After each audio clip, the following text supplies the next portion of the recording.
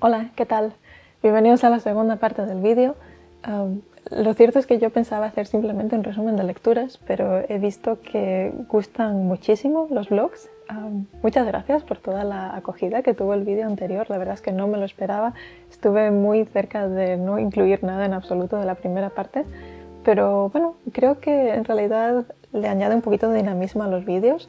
Y personalmente es algo que me gusta mucho hacer, me gusta la videografía, la fotografía, la edición, disfruto muchísimo. Por desgracia no es algo que pueda hacer muy a menudo porque sinceramente mi vida no es tan estéticamente agradable en el día a día. Realmente no puedo grabar mi día a día porque no creo que fuera muy interesante grabarme trabajando 8 horas en mi oficina de reunión en reunión. Como iba diciendo, el propósito de la segunda parte de este vídeo es hacer un resumen de lecturas del año. Obviamente, aviso, es 100% personal y para nada exhaustivo. Me gustaría haber leído muchos más libros, pero bueno, es lo que hay, estamos en diciembre y es hora de echar la vista atrás. He decidido estructurar este vídeo en distintas categorías porque bueno, entiendo que a no todo el mundo le interesa lo mismo, así que lo he dividido en ficción, no ficción, ciencia ficción y fantasía y un top 3 de lecturas. Además, creo que este vídeo probablemente lo divida en dos partes para que no sea excesivamente largo. Y además os pondré en la descripción las marcas de tiempo para que podáis ir directamente a lo que os interesa. Empiezo la categoría de no ficción con 50 Sounds de Polly Barton. Este es un libro autobiográfico de la autora. Polly Barton es una traductora literaria del japonés al inglés y en este libro relata su experiencia vivida en Japón al inicio de su vida adulta. El título guarda relación con la estructura del libro porque son como 50 viñetas, cada una encabezadas por una onomatopeya japonesa, precisamente porque en el idioma japonés las onomatopeyas tienen un mayor peso, creo que están mucho más extendidas y son más empleadas que en cualquier otro idioma. Y en fin, en este libro se trata sobre todo conceptos de lingüística y de filosofía, pero diría que es muy accesible para todos los públicos. Lo que a mí me atrajo más de este libro fue la forma en la que ella describe lo que supone sumergirte en una cultura y en un idioma ajenos al propio, ¿no? Ajenos al materno. Creo que es también muy interesante ver cómo fluctúa nuestro concepto de identidad cuando aprendemos un nuevo idioma y de hecho para ella supuso, digamos, cierta libertad el desprenderse de la única identidad que conocía a través de su idioma materno, porque al final ella lo que propone es que los idiomas, al igual que la identidad, son algo que permean y que transforman según las experiencias vividas. En fin, a mí me gustaba mucho la sociolingüística cuando estudiaba, así que encontrarme con un libro así es una gozada.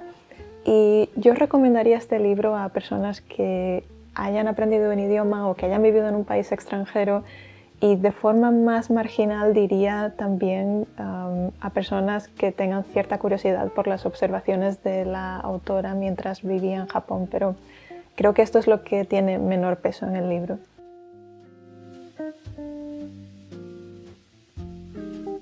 La segunda memoria que destacaría en esta lista es Crying in H Mart de Michelle Sonner. Ya os hablé de este libro en otro vídeo, pero bueno, el libro narra las memorias de la autora tras la muerte de su madre y a pesar de ser un libro obviamente muy personal y muy íntimo, creo que es muy loable cómo la autora ha logrado contar sus propias vivencias de forma que cala muy hondo con mucha gente. Es un libro que ha tenido una muy buena acogida.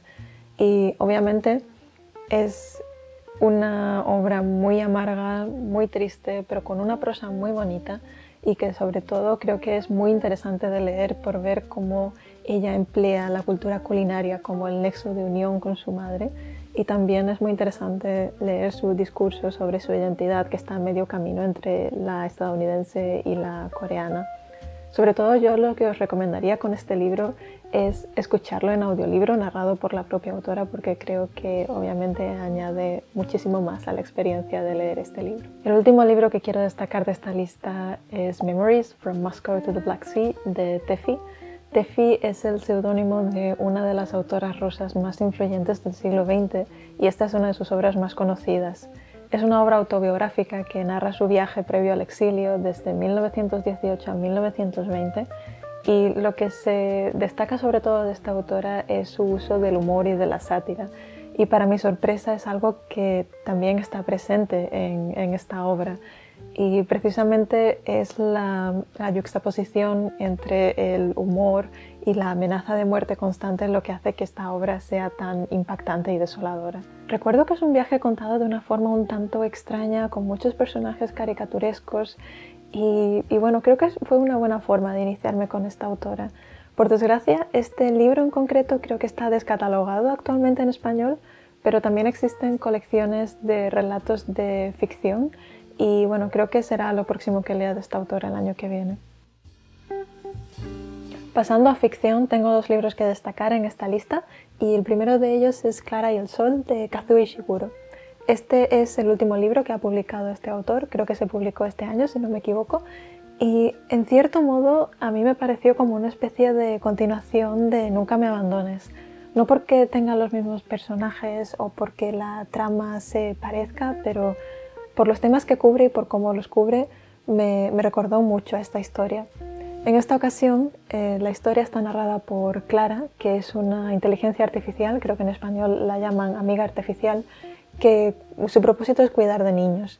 Ella siente mucha fascinación y respeto por los humanos, pero desde el principio te das cuenta de que ella también es un poquito especial porque es mucho más receptiva y sagaz que el resto y muchas veces comenta comportamientos que a ella le parecen fuera de lugar, al menos en cuanto al concepto que ella tiene sobre los humanos. Muchas de las cuestiones que menciona Clara precisamente guardan relación con el tema principal de la novela, que es la soledad y hasta qué punto estamos dispuestos a llegar para evitarla. En fin, es una historia que deja mucho pozo. Yo, de hecho, bueno, todavía sigo pensando en ella a pesar de haberla leído a principios de este año y personalmente creo que es un libro que me gustaría releer. Yo os lo recomiendo mucho. Este año creo que he descubierto uno de mis tropos favoritos en la literatura y son las historias interconectadas.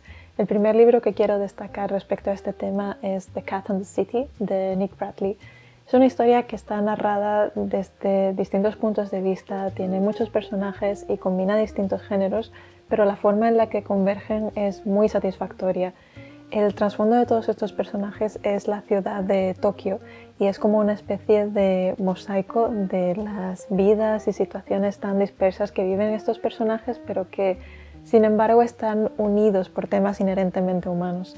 Es una historia muy entretenida que disfruté mucho, me gustó muchísimo el reparto de personajes y fue también muy interesante ver cómo el autor expande las distintas formas de contar una historia. Pero bueno, no quiero entrar en muchos detalles, simplemente os recomiendo leerlo. Por ahora no está traducido al español, pero he visto que se ha traducido a muchos idiomas, así que bueno, espero que sea cuestión de tiempo.